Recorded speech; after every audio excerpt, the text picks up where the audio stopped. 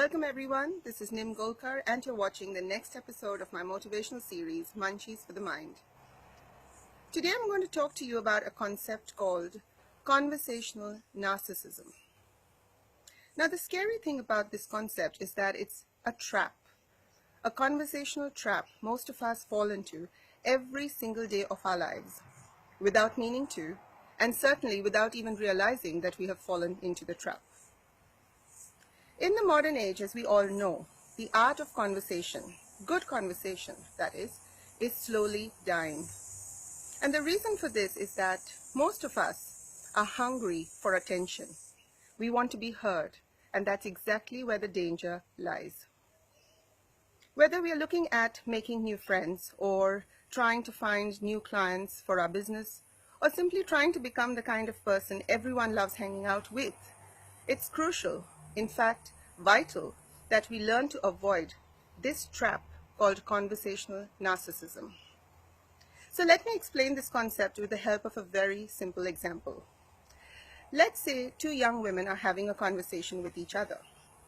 Let's say one is called Kate and the other is Kia.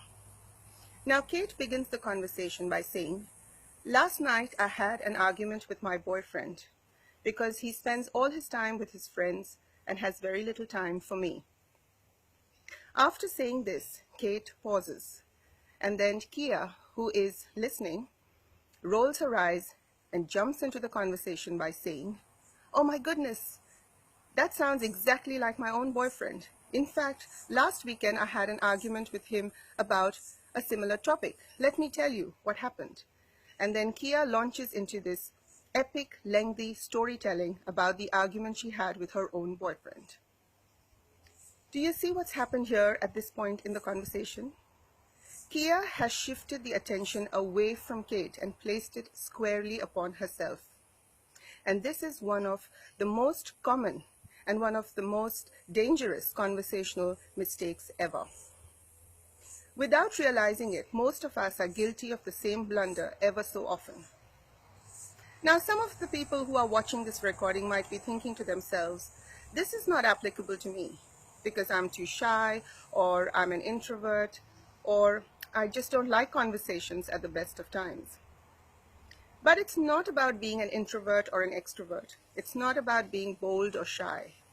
The truth is that if all of us properly analyze our conversations, we will be able to pinpoint those subtle pauses in the conversation where we have this tendency to jump in and start talking about ourselves.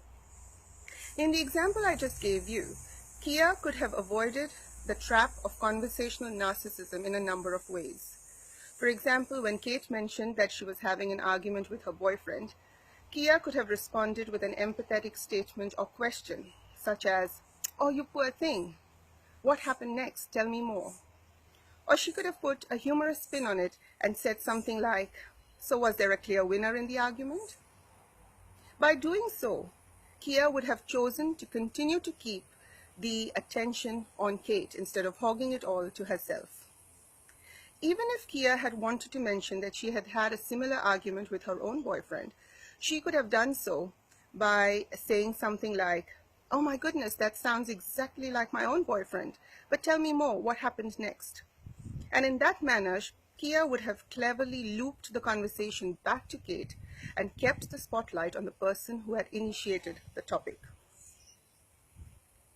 So in summary, I'll wrap it all up by saying, the next time you're having a conversation with someone and they make an interesting comment, let them have their moment in the sun. Make them feel important.